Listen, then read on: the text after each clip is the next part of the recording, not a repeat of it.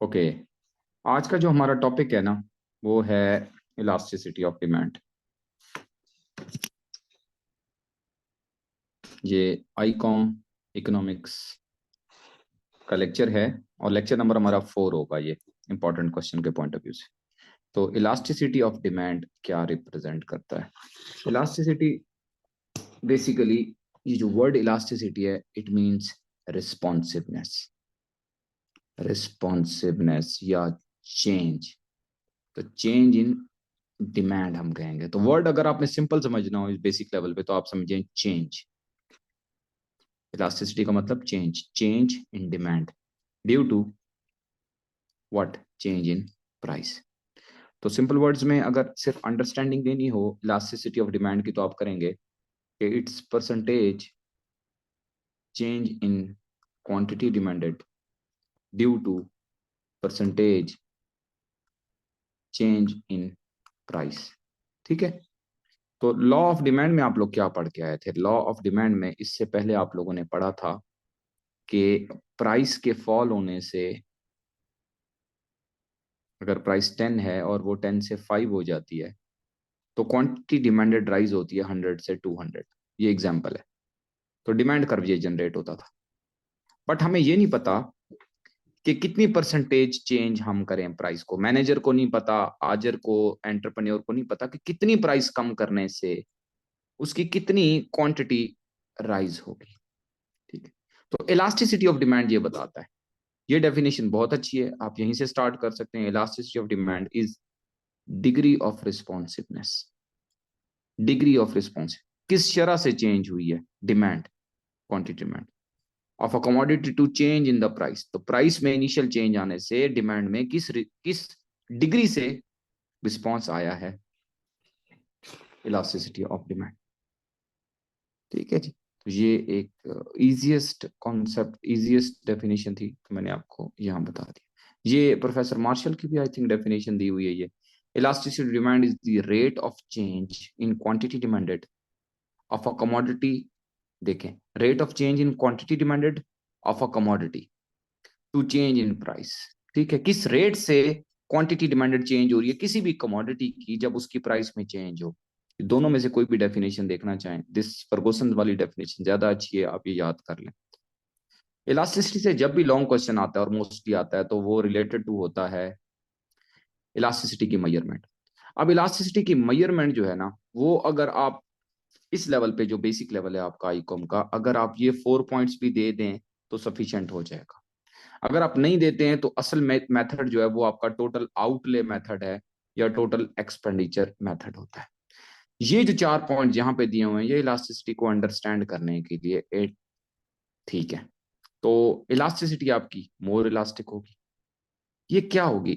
सबसे पहले मैं बार बार कह रहा हूँ, आपको समझना है। अगर आप बिल्कुल बिगिनर हैं, आपने आज से सोचा है कि आपने पढ़ना है, तो इलास्टिसिटी के मीनिंग समझें। बार बार कह रहा हूं मैं, इलास्टिसिटी का मतलब चेंज होता है, चेंज इन डिमांड।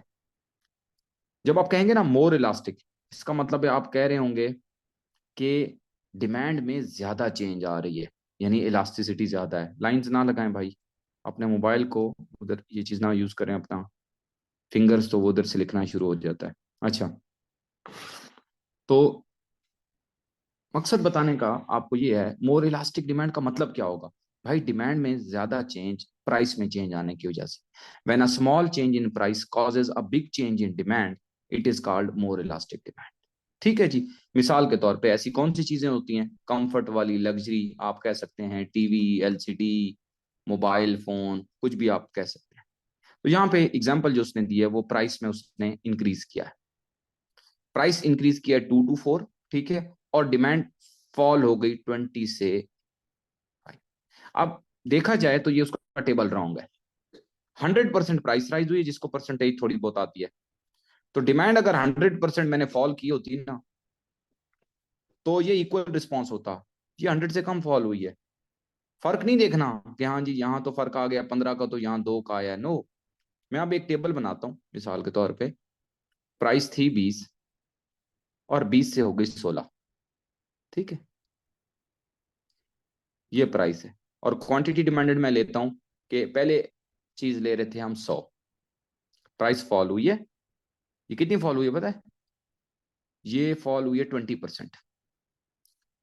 और पहले मेरी डिमांड जो थी वो 100 थी, अब ये होगी 200, ये 100% है।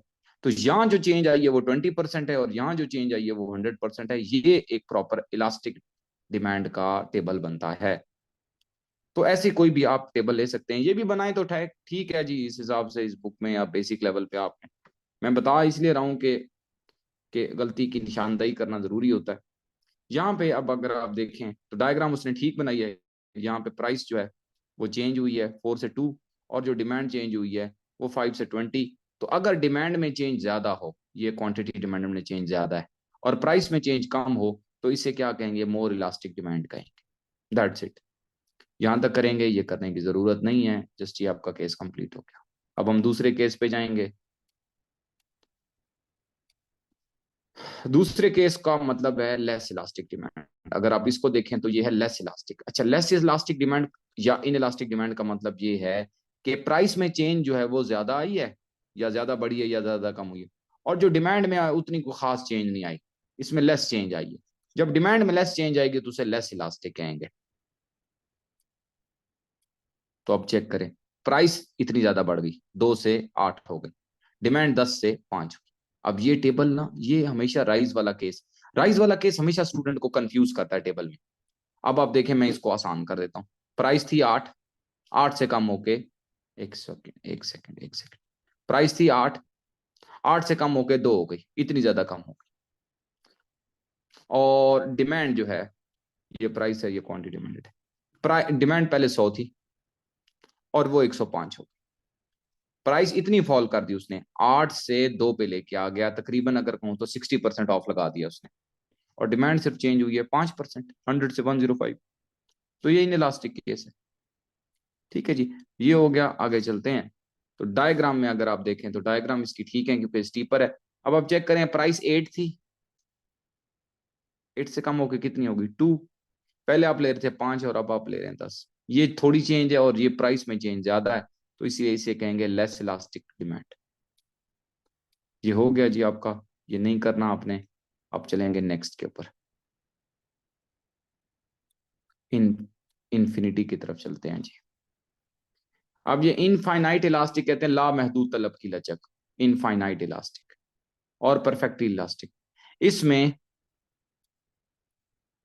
डिमांड में अनलिमिटेड चेंज आएगी, तो इस वजह से ये बन जाएगा हॉरिजेंटल। दैट्स इट, कोई प्राइस लेने की जरूरत नहीं है, just this is the demand curve.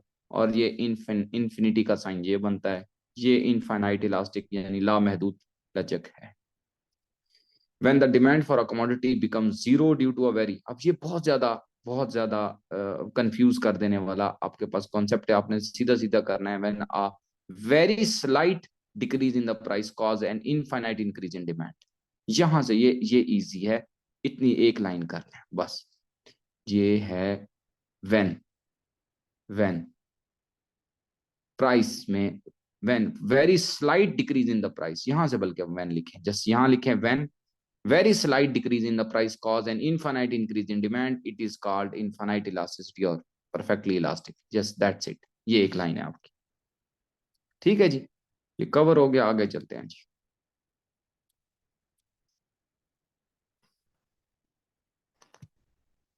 ये आ गया जीरो इलास्टिसिटी वाला।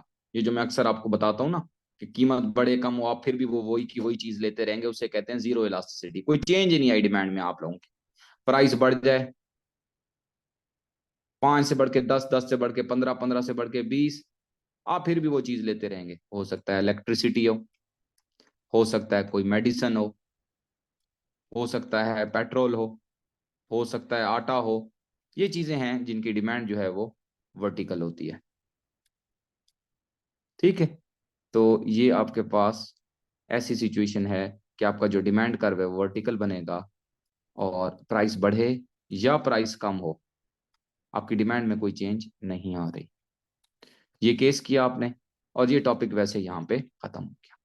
मेजरमेंट ऑफ इलास्टिसिटी में भी आप लोग यूज कर सकते हैं, लेकिन मेजरमेंट की इलास्टिसिटी यहाँ से शुरू हो रही है, और उसके लिए आपके पास डिफरेंट मेथड्स हैं। जब आप मेजर करते हैं इलास्टिसिटी को, तो आपके पास ये 3 केस होते हैं, ये 3 केस बताने होते हैं। अभी मैंने आपको कराए हैं 4 केस। एक कौन सा, इक्वल टू यूनिटी वाला, जिसमें प्राइस में जितनी चेंज आएगी उतनी डिमांड में चेंज आएगी। दूसरा ग्रेटर देन यूनिटी वाला, जिसे इलास्टिक कहते हैं, जिसमें डिमांड में चेंज ज्यादा होगी और प्राइस में चेंज कम होगी। तीसरा लेस देन यूनिटी वाला, जिसमें प्राइस में चेंज ज्यादा होगी और डिमांड में चेंज कम होगी। ये डिमांड हो गया। ठीक है जी, तो ये आपके पास तीन केस हैं जो हम टोटल आउटले मेथड से करेंगे। अभी जाते हैं नीचे। ये इसने ना दो मेथड दिए हैं, एक परसेंटेज मेथड दिया है, बल्कि तीन है। तीसरा मेथड जो है वो आपका शॉर्ट क्वेश्चन में आता होता है, और ये भी परसेंटेज वाला भी। तो आपके पास देखें, एक परसेंटेज मेथड है, एक टोटल आउटले मेथड है, एक मैथमेटिकल मेथड है। ये जो मैथमेटिकल मेथड है इसे कहते हैं पॉइंट इलास्टिसिटी और आर्क इलास्टिसिटी, वो हम करेंगे, वो एज ए शॉर्ट क्वेश्चन करेंगे। ठीक है जी। और उसके बाद है आपके पास जो काम का है, जब भी इलास्टिसिटी की मेजरमेंट आए तो टोटल आउटले मेथड आता है। तो इसको अभी करते हैं। सबसे पहले तो ये समझना है कि टोटल आउटले होता क्या है। टोटल आउटले होता है भाई टोटल एक्सपेंडिचर, टोटल एक्सपेंडिचर।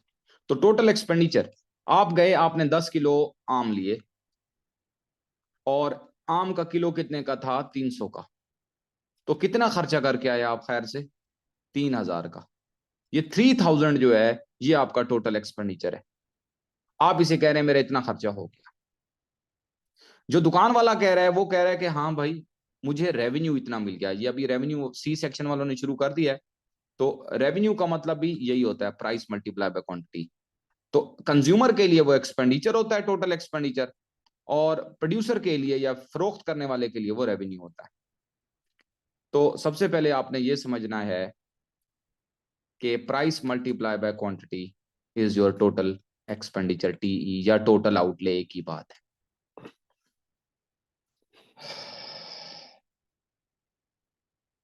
तो क्या कह रहा है, in this method we see the influence of change in the price of commodity on total expenditure of the consumer made on that commodity. यहां तक ये आपने कर लिया। ये बाकी आप ना डिटेल में जाएं, ना आपकी सेहत आपको इजाजत देती है इस तरह की डिटेल्स को देखें। ठीक है, आप जस्ट फोकस करें यहां तक करके, एंड देन जस्ट ये सब कुछ नहीं, just come on first point, elasticity of demand equal to unit. ठीक है, अगर जिस रेशियो से प्राइस में चेंज आए उसी रेशियो से डिमांड में चेंज आए, उसे कहते हैं elasticity equal to unitary. Unitary one को कहते हैं। वो कैसे निकलेगा, अगर प्राइस में भी चेंज 20% आए, क्वांटिटी में भी चेंज 20% आए, ये ऊपर क्वांटिटी है, चेंज इन क्वांटिटी, और ये है चेंज इन प्राइस परसेंटेज, ये फार्मूला है ना। तो अगर दोनों को डिवाइड करें तो आंसर क्या आ रहा है, 1। ये बात है, जिस रेशियो से प्राइस में चेंज आई 4 से 2, डिमांड 2 से 4, total expenditure remains the same. तो कैसे पता चला ये टोटल एक्सपेंडिचर एक जैसे हैं, क्या किया, 4 को 2 से मल्टीप्लाई किया, आंसर क्या आया, 8। फिर 2 को 4 से मल्टीप्लाई किया, आंसर क्या आया, 8। अगर प्राइस के कम होने से या ज्यादा होने से आपके टोटल एक्सपेंडिचर में नो चेंज, कांस्टेंट है, तो इसे कहते हैं, ये केस है इलास्टिसिटी इक्वल टू यूनिटरी का। ठीक है जी, ये आपके पास अब तक का काम हो गया पहला। ठीक है, आपने करना क्या है फर्दर, मैंने अभी आपको बता दिया। If the ratio of the change in the demand is equal to the ratio of the change in the price, elasticity of demand is said to be equal to unitary. In this case, total expenditure remains the same. कीमत बढ़े या कम हो, ये देखें, ये छोटी सी explanation लाजमी देनी है। टेबल शेबल की कोई एक्सप्लेनेशन देने की जरूरत नहीं है जब आप फाइनली प्रिपेयर कर रहे हो। आगे चलते हैं। ये डायग्राम इक्वल डिस्टेंस को शो कर रही है, अभी पीछे भी बनाया था हमने। डायग्राम बनाना मुश्किल काम नहीं है, आपने क्या करना है कि जितनी कीमत में चेंज आ रही है, ये 4 से 2, ये 2 से 4, उतना ही इधर चेंज आ रही है। तो जब कीमत 4 थी तो डिमांड 2 थी, जब प्राइस 2 हो गई तो डिमांड डिमांड हम इधर शो करते हैं, क्वांटिटी डिमांडेड और प्राइस इधर। इन दोनों को ज्वाइन करेंगे, you will get the demand. ये डिस्टेंस और ये डिस्टेंस बिल्कुल सेम है, ये देख, ये डिस्टेंस और ये डिस्टेंस सेम है। तो इलास्टिसिटी इज इक्वल टू 1, ये लिखा भी हुआ है, एक्सप्लेनेशन देने की जरूरत नहीं है, आप सीधा चलें 2 पे। Elasticity demand greater than unity, greater than unity का मतलब इलास्टिक केस, इलास्टिक का मतलब आप डिमांड में चेंज आएगी ज्यादा, कीमत में चेंज आएगी थोड़ी। अब आप देखें यहाँ पे वो क्या बता रहा है, ये बताना चाह रहे हैं मिस्टर के, और से अगर वो देखें, वो कह रहा है कि if the ratio of change in demand, यानी डिमांड में चेंज ज्यादा है, is greater than the ratio of the change in price, इसका मतलब है elasticity of demand greater than unity है, इसका मतलब है इलास्टिक केस। ये तो यहाँ तक एक बात कंप्लीट हुई, उससे आगे देखें, इसका मतलब ये है कि कीमत के कम होने से आपके टोटल एक्सपेंडिचर बड़ी तेजी से बढ़ेंगे, या अगर आपने गलती से कीमत बढ़ा दी तो आपके कुल खर्च या टोटल एक्सपेंडिचर कम हो जाएंगे। चेक करके देख लें, प्राइस आपने थोड़ी सी कम की, टोटल एक्सपेंडिचर देखें 8 से 12 बढ़ गए। पहले आप 4 कीमत पर कितनी चीजें ले रहे थे, 2, तो को टोटल रेवेन्यू या टोटल एक्सपेंडिचर कितना आ रहा था, 8। प्राइस आपने 3 थोड़ी सी कम की, तो अब आपकी 4 चीजें बिक रही हैं, 3 चौके 3 4 जार 12, आपके टोटल एक्सपेंडिचर राइज कर गए। इस ये इंडिकेशन होता है किस चीज का, इलास्टिक डिमांड का या ग्रेटर देन यूनिटी का। ये लिखा हुआ है, यहाँ पे दिखाता हूँ, ये लिखा हुआ है, in this case the total expenditure decrease with increase in the price, अगर प्राइस बढ़ जाती तो टोटल एक्सपेंडिचर डिक्रीज हो जाते, and total expenditure increase with the decrease in the price, देख लें प्राइस डिक्रीज हुई है, टोटल एक्सपेंडिचर राइज कर गए। ये करने की जरूरत नहीं है। लास्ट केस रह गया जी हमारा, वो करते हैं।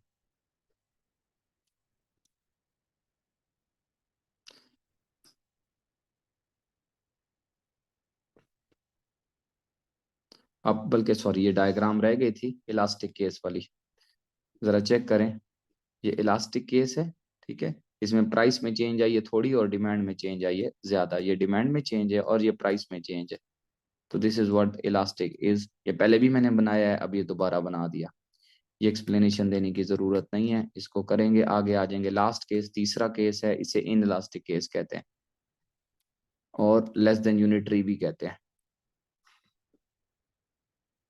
इसकी जगह दोनों यूज कर सकते हैं आप, लेस इलास्टिक भी कह सकते हैं, इन इलास्टिक भी कह सकते हैं, लेस देन यूनिटी भी कह सकते हैं।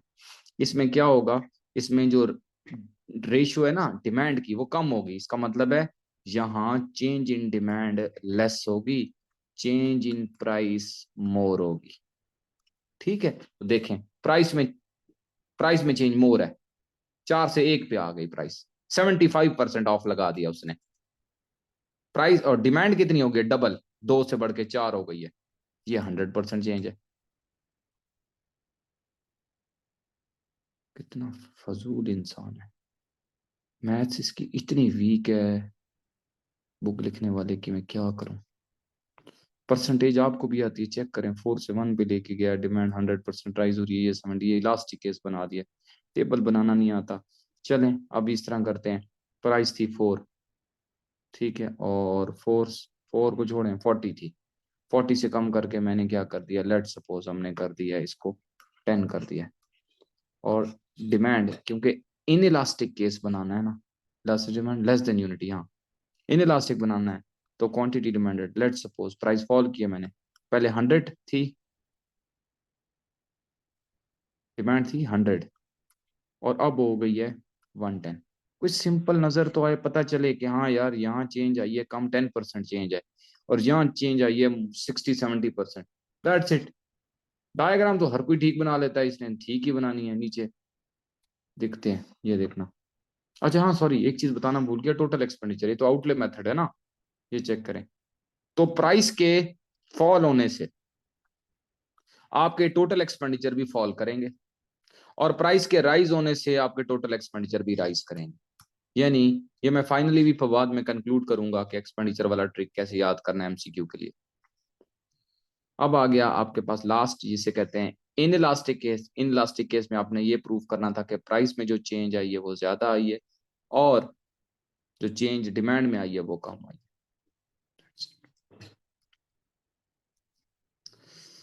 प्राइस 3 से 1, डिमांड 2 से 4, ये चेंज थोड़ी है डिमांड में, और ये चेंज जो है प्राइस में ज्यादा है, इसलिए आपका जो डिमांड कर्व है वो स्टीपर बना है, इन इलास्टिक बना है। ये करने की जरूरत नहीं है, आपका टॉपिक इलास्टिसिटी का एंड हो गया लॉन्ग क्वेश्चन।